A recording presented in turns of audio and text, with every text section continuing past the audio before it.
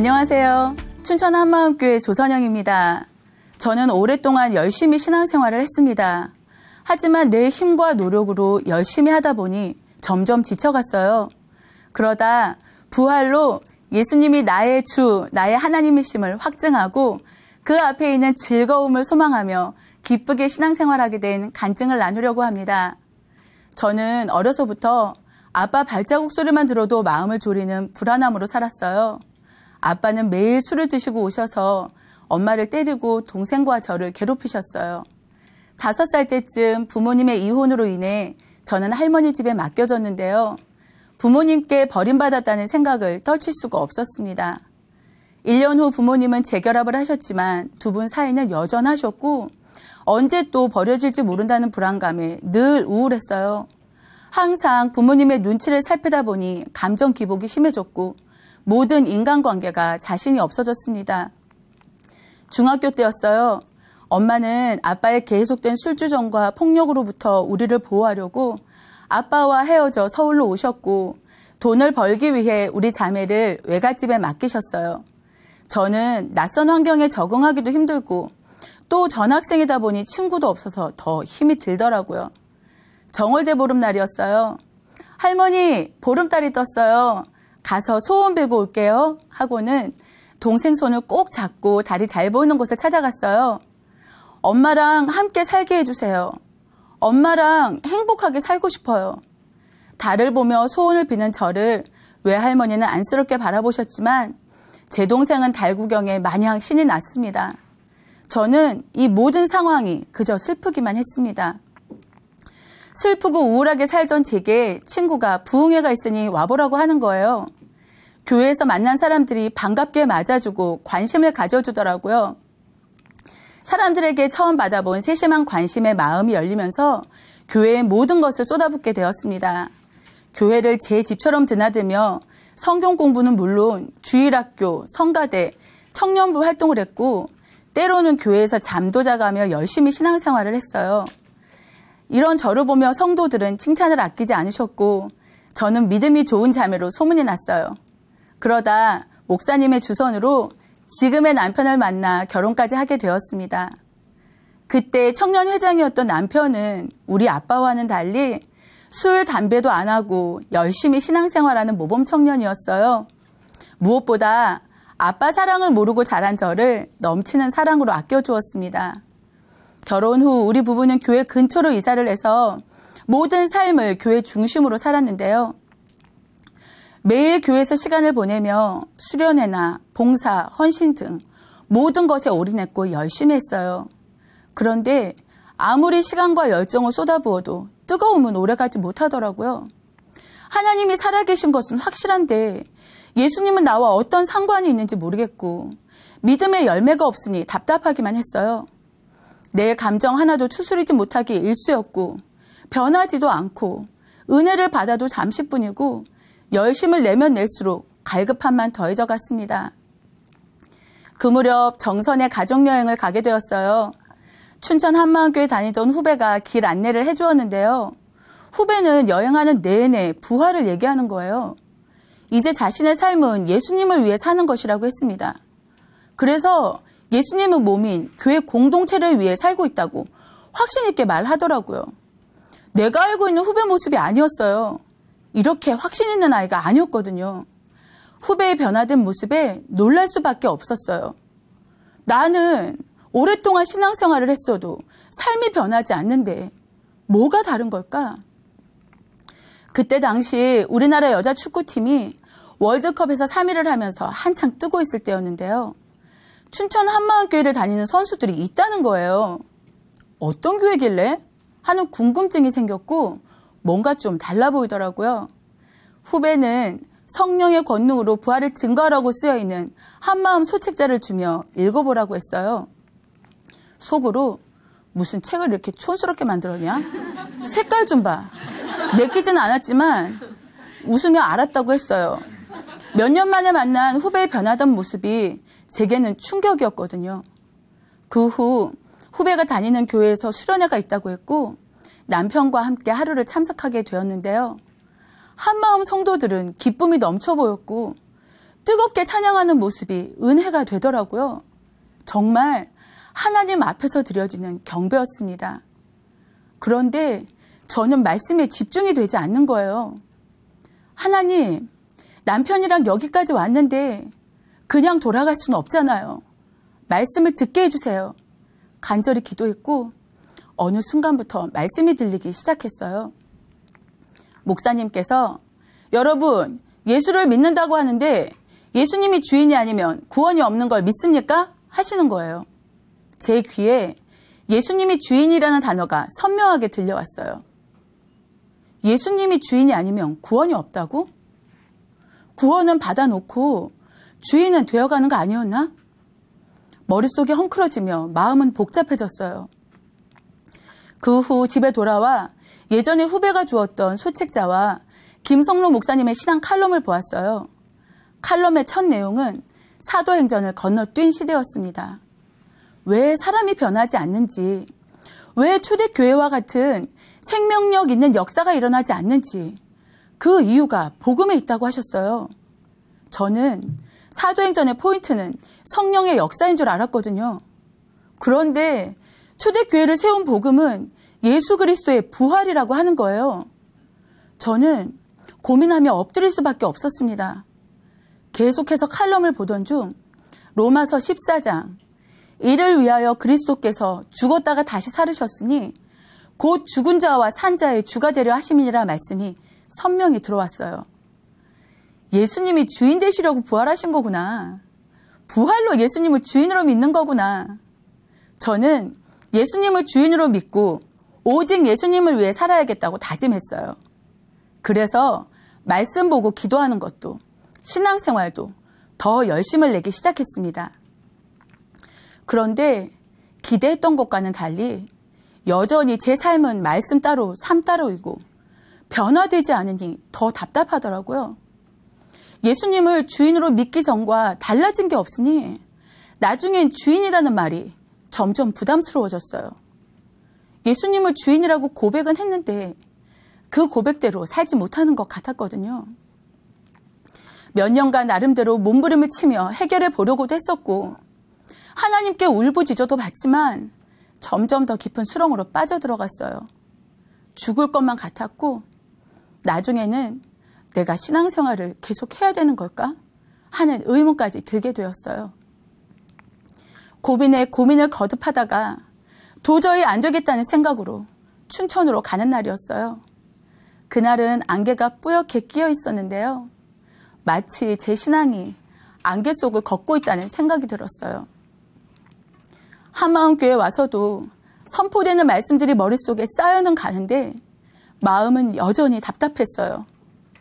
부활도 믿고 예수님이 주인인 것도 믿는데 뭐가 문제일까? 고민되는 마음을 남편에게 오픈하게 되었어요. 남편은 새 술은 새 부대에 담아야 한다며 초심으로 돌아가라 했어요. 저는 제자들의 관점에서 사복음서를 다시 보기 시작했는데요. 요한복음을 보던 중 전에는 안 보였던 말씀들이 눈에 들어왔습니다. 요한복음 19장, 예수께 이르러는 이미 죽은 것을 보고 창으로 옆구리를 찌르니 피와 물이 나오더라. 물과 피, 이미 죽은 예수님. 지금까지 예수님을 당연히 하나님이라고 믿어왔는데 예수님이 나와 동일한 사람이셨다니 너무 놀라웠어요. 그럼 사람이신 예수님을 어떻게 하나님으로 믿을 수 있지? 신약 성경도 없던 시절, 로마서 14장이 없던 시절에 도마는 어떻게 예수님을 나의 주, 나의 하나님으로 고백할 수 있었던 걸까? 점점 말씀에 빨려 들어가기 시작했어요. 그러던 중 누가복음 24장 말씀에서 모든 게 탁 풀렸습니다. 제자들은 물과 피를 쏟고 죽으신 예수님께서 실제로 영원한 몸을 입고 살아난 것을 목격한 거였어요. 예수님이 성경에 예언된 하나님이심을 정확히 확인했구나. 직접 눈으로 보고 만져보지 않으면 못 믿겠다던 도마도 봤구나. 하나님께서 우리를 위해 구약에 미리 예언을 해놓으셨고 이 땅에 없는 부활의 표적을 통해 예수님이 하나님이심을 믿을 수 있도록 해주신 거였어요. 성경대로 죽으시고 성경대로 살아나신 예수님은 하나님이셨어요. 부활하신 예수님이 저의 주인이셨어요. 제자들은 부활의 증거를 보고 난 후에야 믿었는데 어떻게 나는 예수님을 당연히 하나님이라고 믿었던 건지 믿음의 출발선 자체가 잘못되었다는 걸 알게 되었어요. 구원을 받고 예수님이 주인이 되어가는 것이 아니라 부활하셔서 이미 주인이 되신 그분을 믿을 때 구원이 있는 것이었어요. 예수님이 누구신지는 정작 모르면서 주인만 바꾸려 했으니 삶이 변할 수가 없던 거예요. 믿음이 아닌 신념이었습니다. 부활하셔서 지금 또 살아계시고 만물을 다스리시는 통치자 하나님 앞에 서니 예수님을 믿지 않은 죄가 얼마나 악랄한 죄인지 통곡이 되었어요. 하나님, 제가 예수님을 믿지 않는 자였습니다. 수십 년간 신앙생활을 하면서 예수님을 당연히 믿는다고 했지만 사실은 예수님을 믿지 않고 제가 주인 되어 산 자였습니다. 제가 주인 된 이 죄 때문에 예수님께서 죽으셔야 했는데 또 다시 배척하다니 어찌합니까? 용서해 주세요. 저는 부활하신 예수님을 나의 주, 나의 하나님으로 고백하며 사도행전의 삶을 시작하게 되었습니다. 예수님이 주인이시니 저의 신분에 눈이 열리더라고요. 내가 어떤 존재인지 무엇을 가진 자인지 알게 되니 말할 수 없는 기쁨과 감사가 임했어요. 제가 주인 되어 살던 옛사람은 이미 죽었고 저는 그리스도와 함께 하늘에 앉힌 바 된 새 피조물이었습니다.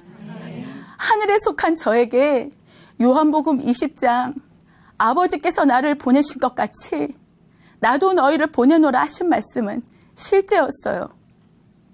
아버지께서 예수님을 보내신 것 같이 저 또한 이 어두움에 복음을 전하기 위해 파송된 그리스도의 사신이었어요. 그러니 복음 증거는 해도 그만, 안 해도 그만이 아니었어요.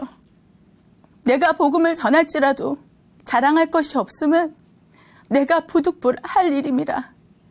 만일 복음을 전하지 아니하면 내게 화가 있을 것이미로라 했던 바울의 고백이 저의 고백이 되었습니다.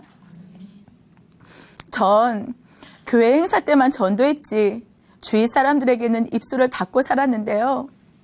한 번은 10년 동안 알고 지낸 동생에게 복음을 전했는데 충격적인 말을 듣게 되었어요.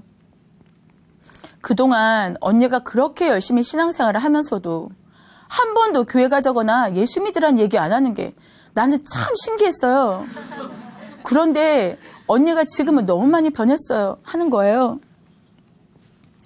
저는 그동안 예수님이 누구신지 몰라서 전할 수가 없었는데 부활하신 예수님이 지금 살아계신 하나님이라는 것이 확실하기 때문에 말하지 않을 수가 없다며 복음을 전했습니다.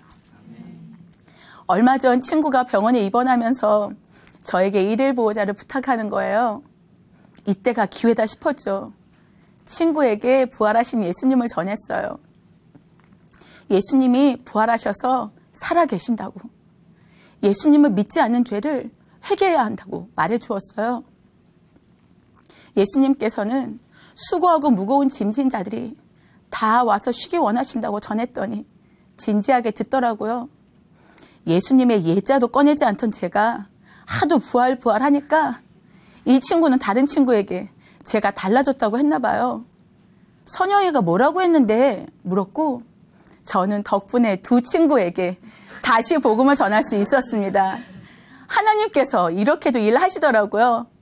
저는 두 친구가 반드시 살아날 것을 믿고 기도하고 있습니다. 처음 후배를 만났을 때 후배가 교회 공동체를 위해서 사는 것이 예수님을 위해서 사는 것이라고 했었는데 그 말이 선명히 풀어졌어요. 자신이 주인된 죄를 회개하고 예수님을 주로 믿는 자들이 바로 교회 공동체였어요. 공동체는 복음으로 말미암아 그리스도 예수 안에서 함께 후사가 되고 함께 지체가 되고 함께 약속에 참여한 영원한 가족이더라고요. 예수님이 머리가 되시고 우리가 한 몸이 되었기에 각자 사는 모습과 형편은 다르지만 서로 사랑을 나누는 이 땅에 없는 하늘 가족이었습니다. 예전엔 사람들을 집으로 초대하려면 눈에 보이는 것들 때문에 신경이 많이 쓰여 불편했는데요. 지금은 우리 집을 예배처로 오픈하고 예수님께 하듯 지체들을 섬기고 있어요. 예배에 선포되는 말씀으로 지체들이 쑥쑥 자라는 게 보이니까 그 모습을 보는 것이 너무 즐거워요. 매일 새벽 기도도 함께하고 삶을 나누며 마음이 하나 되는 사랑을 누리고 있습니다. 복음으로 세워진 공동체와 함께하다 보니 히브리서 11장에 더 좋은 부활체를 소망하는 부활의 신앙이 저에게도 임했어요. 저는 여행을 좋아하는데요. 1년에 2차례 정도 정기적으로 다닐 정도였어요. 미리 계획을 세우고 여행을 하다 보면 아무것도 부럽지 않았어요. 최고로 행복한 시간이었죠. 시간만 나면 갈 곳을 미리 검색해놓고 마음이 들뜨곤 했는데요.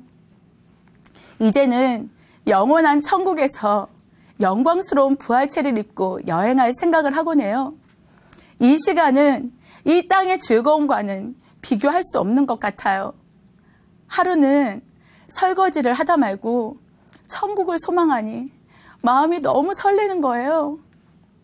하나님의 영광으로 해가 따로 필요 없는 그곳에서 예수님과 지체들과 함께 천사들의 호의를 받으며 각색 보석이 쫙 펼쳐진 황금길을 걷고 생명나무 실과도 따먹고 찬양을 하다가 다시 꽃길을 걷고 이야 대박! 이날부터 천국 생활이 제 앞에 있는 즐거움이 되었습니다. 예수님께서 모든 영혼이 살아날 즐거움, 그 영혼들과 깊이 사랑하는 즐거움을 위해서 십자가를 기쁘게 감당하셨던 것처럼